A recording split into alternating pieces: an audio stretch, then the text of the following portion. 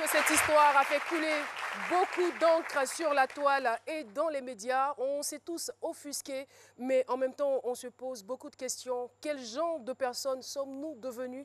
Je rappelle que l'histoire s'est passée le samedi 28 septembre dans le village de Boré. Voilà. Et la petite fille, votre petite fille avait disparu. Elle a disparu le 28 septembre. Oui. Et à quel moment vous vous en êtes rendu compte? À 17h30. Je partais la chercher pour la laver. Elle était où exactement? Elle était au funérail. On avait perdu une tante. Donc on est parti au funérail là-bas. C'est là-bas. Est-ce que vous étiez avec elle? Vous l'avez confiée à quelqu'un? Expliquez-nous, on veut savoir. Oui, j'étais avec elle. Au départ. Maintenant, à 16h, je suis partie à la maison pour aller préparer. Il est confié à maman. Donc maman l'a confié à son petit frère. C'est là qu'elle m'a retrouvée à la maison là-bas. Donc à 17h30, il partait la chercher pour la laver. J'arrive là-bas, il demande à mon oncle. Il dit elle était là tout à l'heure. On la cherche dans la cour, on ne la voit pas. Donc les enfants qu'elle jouait avec eux là, on a demandé à les enfants. Mais c'est lui qui avait la charge, non, de l'enfant? Je veux dire, c'est lui qui était responsable il devait la garder pendant ce temps. Oui. Mais qu'est-ce qui s'est passé? Pourquoi il a abandonné l'enfant? Il était là. Il dit la petite était en train de jouer avec ses amis. Avec ses camarades, d'accord. Donc, il s'est arrivé. Je lui demande. Il dit elle était là tout de suite. Là, parce qu'il y avait des enfants qui étaient en train de jouer, mais elle n'était pas là. Allez-y. Je voulais demander si le village où se déroulait le funérailles, c'était le village où résidait la maman et son enfant. Oui. C'est votre village? Oui. Parce que je pose la question parce que normalement tout le monde doit la connaître dans le village. Oui. Mais justement, vu qu'il y avait des funérailles, on suppose que les gens sont venus d'un peu partout. Hein? Oui, il y avait des gens là-bas. Donc, ils ont arrêté la musique. Ils ont parlé dans le micro pour dire que la petite, elle est perdue, qu'on n'a qu'à la chercher. Donc, c'est dans ça qu'on a commencé à la chercher jusqu'au matin. Dimanche matin. C'est là qu'on l'a retrouvée. Elle était nulle. Vous l'avez retrouvée où? En brousse. Oh là là. C'est en brousse là. Elle était vivante. Oui. Et vous oui, allez-y. Elle l'a trouvée nue. Et vous la retrouvez dans quel état? Elle était faible. Il y avait la poussière elle-même. Sur sa tête, partout. Elle était nulle. Donc on est arrivé à Demokoro. Elle parlait un peu. Elle veut boire l'eau. Moi, c'est dans ça. Quand elle boit l'eau aussi, elle vomit. Alors justement, elle arrivait donc à parler. Dieu merci. Est-ce que vous lui avez posé des questions? Quel genre de questions vous lui avez posé? Si oui. Je lui demande qui lui a fait ça. Elle ne parle pas. Elle ne parle pas. Que lui demande aussi qui t'a fait ça. Elle ferme ses yeux. Elle ferme ses yeux. Elle ne parle pas. Jusqu'à on dit qu'on va venir à Bijan. De là, on est arrivé. Elle ne peut pas se coucher. Elle dit qu'elle ne peut pas se coucher. Quand on a qu'à la mettre au dos, on ne peut pas la mettre au dos. Elle pleure. Alors, dans ça, beaucoup de courage. On vous passe la parole tout à l'heure, Marie-Paul. Alors, je veux m'adresser maintenant au grand-père. De Dimbokro, on évacue la petite ici, à Abidjan, au CHU de Cocody. Vous êtes, je dirais, leur tuteur légal, hein? Le père, le grand-père. Alors, vous voyez la petite dans quel état? Dans quel état vous voyez la petite? Vous retrouvez la petite? Dans un état piteux. T'es touché. Seuls les médecins peuvent décrire ce que j'ai vu. Et vous, quelle est la description que vous faites avec vos propres mots de ce que vous avez vu? Ben, quand le gynécologue a demandé que je rentre au bloc, je l'ai fait. Mais je vous affirme que je suis ressorti par le dos. Pourquoi? C'est affreux. C'est affreux ce que j'ai vu. Elle avait des blessures? Des blessures très graves. Des blessures très, très, très, très graves.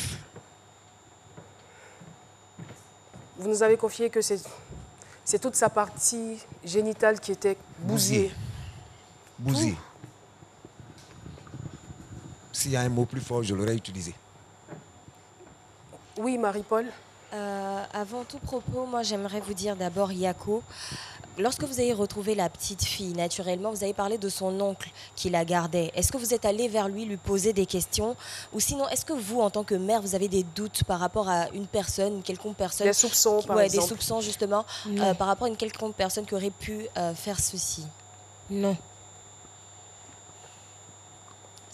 Personne ne vous passe en tête, vous n'avez pas un oncle de qui elle était proche, une personne dans la cour avec elle qui aurait pu commettre cet acte-là? Non. Ok.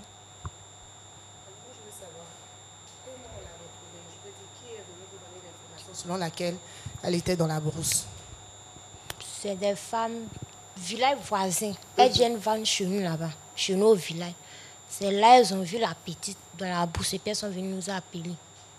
Elles vous ont pas ramené la petite? Non, elles sont venues nous appeler. Certainement qu'elles ont eu peur parce que je me dis instinctivement, on voit un enfant dans cet état-là, on se dit on va certainement la ramener dans le village voisin. Mais si elles ont osé laisser l'enfant dans la brousse, enfin je suppose qu'elles ont eu vraiment très très peur.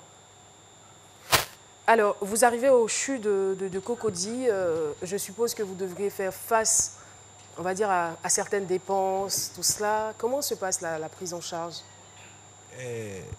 Je rends grâce à Dieu. Au-dessus de nous, il y a quelqu'un qu'on appelle Dieu. Et c'est Dieu.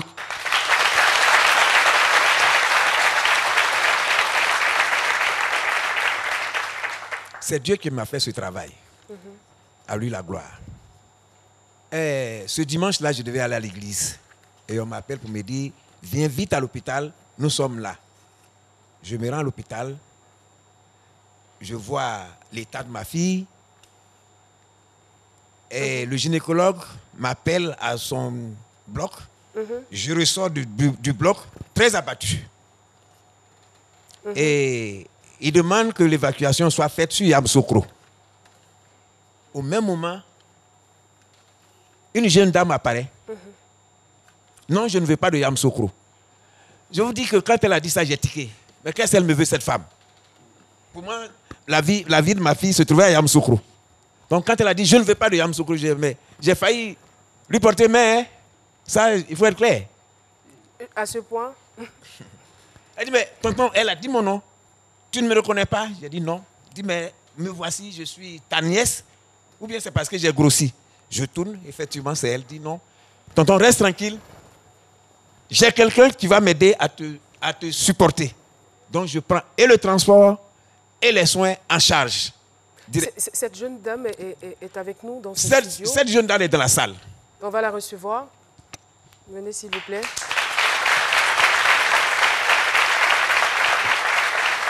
Bonjour, vous allez bien? Oui, ça va. Vous allez vous présenter je suis Yao Mira et membre des bénévoles de Premier Secours. Voilà. Donc vous êtes de Dimbokro? Oui, Dimbokro c'est mon village et j'étais là-bas en week-end. Et puis le dimanche, je m'apprêtais à rentrer sur Abidjan lorsque le président des jeunes de Dimbokro m'a appelé. Il m'a dit, il y a un cas de viol à l'hôpital de Dimbokro, il faut que tu t'y rendes rapidement parce que c'est urgent. Donc j'annule moi-même mon voyage et je me rends à l'hôpital. J'arrive, je trouve le monsieur, je l'ai salué, je lui ai demandé ce qui se passait, il m'a expliqué. Je suis allée voir directement le médecin. Et le médecin m'a dit qu'il est en train de préparer le bulletin d'évacuation sur Yamoussoukro. Je lui ai dit, bon, quand il a regardé la petite, est-ce qu'il pense qu'à Yamoussoukro, on peut gérer ça? Il dit, vraiment, les parents n'ont pas les moyens, donc je préfère les évacuer vers Yamoussoukro et puis bon, après, on verra. J'ai dit, bon, c'est pas la peine de les évacuer sur Yamoussoukro. J'ai appelé directement le président du groupe Hassan Hayek. Je lui ai expliqué le problème. Il m'a dit, dépêche-toi de faire la prise en charge, paye ce qu'il y a à payer, envoie-les au CHU de Cocody. Donc, chose que j'ai faite immédiatement. On les a évacués au CHU de Cocody. Moi-même, je suis venue le même jour là les attendre au CHU. Donc, ils sont arrivés, la prise en charge, parce que la petite a 3 ans, et la prise en charge a été faite rapidement. Ils ont commencé à s'occuper de la petite. Après, les médecins ont sorti les ordonnances pour le kit opératoire. Donc, j'ai pris, je suis venue à la pharmacie, essayer de rejoindre vraiment tous les médicaments qui ont été prescrits. C'est vrai que c'était difficile parce que jusqu'à minuit, il y a un seul produit que je ne trouvais pas. Dieu merci, j'ai eu le produit. Est-ce que vous espériez, je veux dire, quand vous avez vu l'état de l'enfant, est-ce que vous espériez vraiment qu'elle s'en sorte? Vraiment, j'en doutais. J'en doutais parce que ce que j'ai vu, moi-même en tant que femme, en tant que mère, parce que ma fille a 3 ans. Comme par hasard. Oui, comme par hasard. Je vois ma fille, au fait, qui est couchée dans un état inexplicable. J'ai regardé et puis j'ai dit que Dieu pourvoira. Mais en même temps que j'ai dit ça, j'ai dit intérieurement à Dieu, s'il sait qu'elle va rester dans cette souffrance, c'est mieux qu'il la prenne pour qu'elle aille se reposer. Et puis, je suis sortie parce que tout était foutu, tout était sorti de sa place. Jusqu'à minuit, 1h du matin, j'ai eu le dernier médicament, j'ai dit Dieu merci, je suis venue déposer.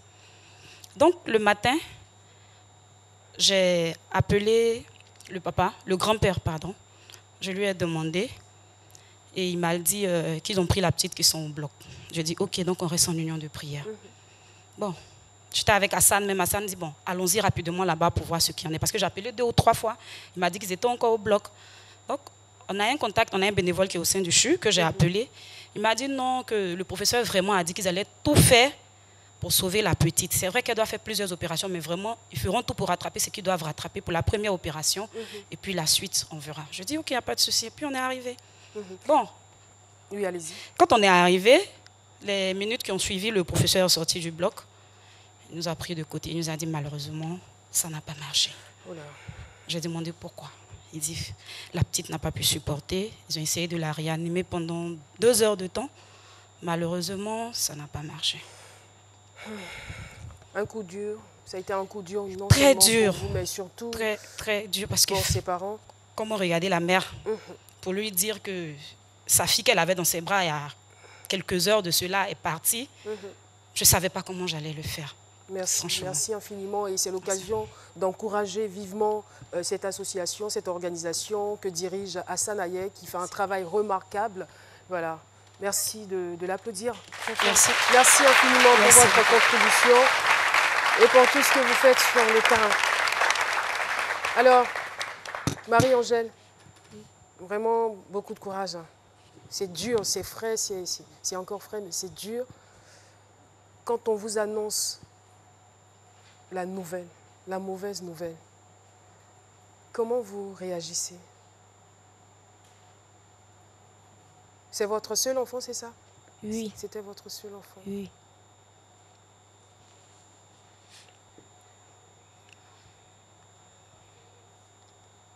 Pépé, comment vous avez vécu? Courage, ma fille. Ouais, difficile.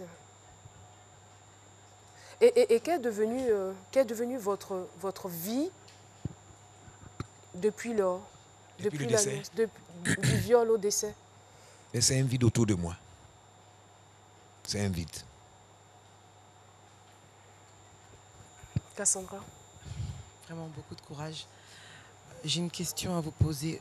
La petite, où ça en est, le décès? Depuis le décès, l'enterrement, où vous en êtes à ce niveau-là? J'aimerais savoir... Pour l'enterrement? Oui.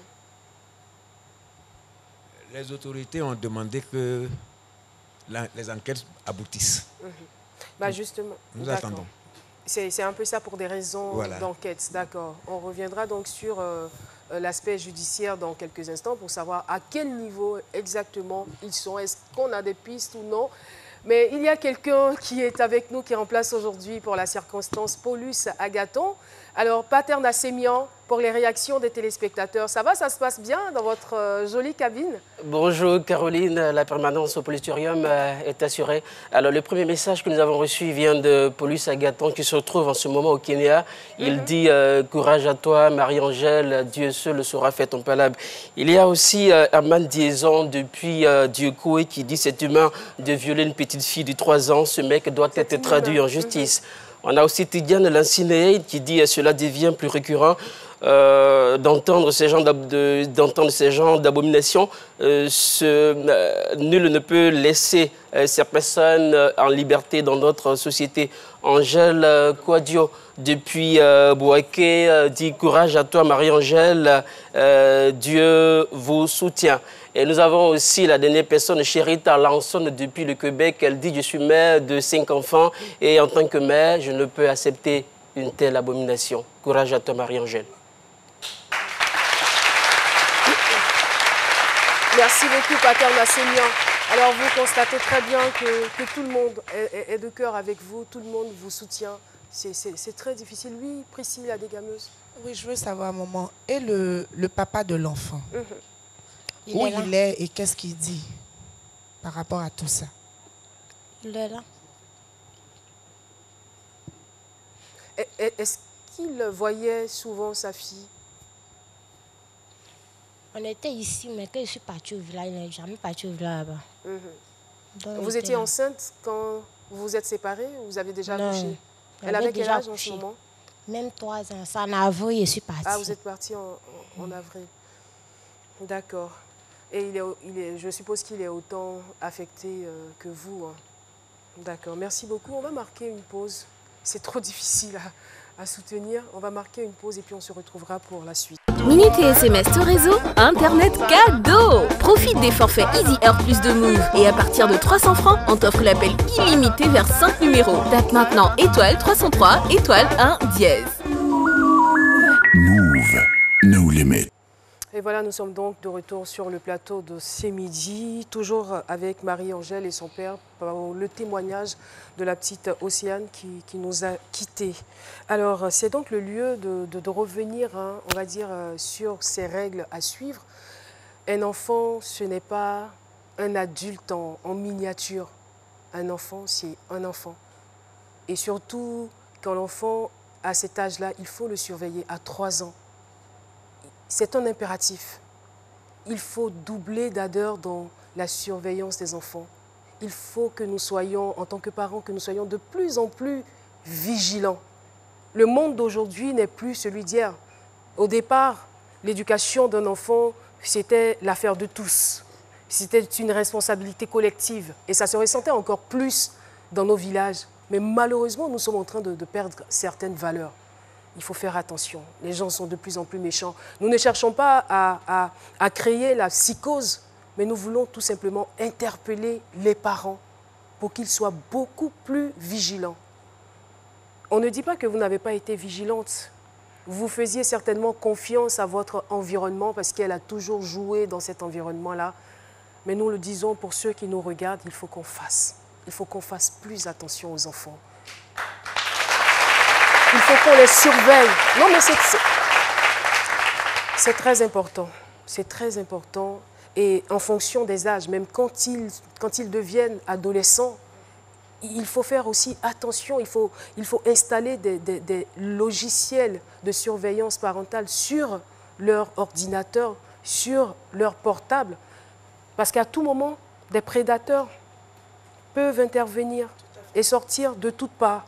Et Prissy a évoqué un point très important, la communication. Parlez à vos enfants, de sorte à ce que dès qu'il y a quelque chose qui ne va pas, maman... Que je voulais apporter, si vous permettez. Allez-y. À la jeune fille, donc à la petite fille, même au petit garçon, hein, il faut apprendre aux enfants leurs zones interdites. Parce que les enfants, ils enregistrent beaucoup. C'est cela. Il faut expliquer à l'enfant que ici, on ne touche pas. Si un tonton touche là-bas, tu viens me dire. Ou si ton camarade de classe touche là-bas, tu viens me dire. De sorte à ce que dès que l'enfant est en contact, automatiquement, il sera le premier à venir expliquer et on prend les mesures, on prend les précautions. Merci beaucoup. Avant de passer la parole au doyen, nous allons retrouver à nouveau Pater Nassemian. Alors Caroline, beaucoup de mères admirent le courage de Marie-Angèle. Elle s'interroge, elle veut le savoir. Est-ce que depuis que ce malheur est arrivé, est-ce qu'elle bénéficie d'une assistance psychologique en ce moment? Absolument, absolument. C'est très important. J'allais vous poser la question. Est-ce que vous bénéficiez d'une assistance psychologique? Est-ce qu'il y a quelqu'un qui s'occupe de vous? Parce que c'est trop douloureux. Seul, il vous sera difficile de tenir. Le ministère de la femme. De la famille et de l'enfant. Oui. Il vous a apporté un soutien. Un soutien. À quel niveau? Financièrement, oui. Financièrement. Oui. Voilà. Moralement. Moralement aussi. Oui. Il y a des assistantes sociales qui sont venues parler avec vous, avec la mère. C'est ça. Voilà. Et ça continue? De temps en temps. De temps en temps. Oui. C'est très important parce que c'est très important. Merci. Merci à notre ministère. Nous saluons Madame la ministre Liramata Bakayoko. Merci beaucoup, Pater Nassemian.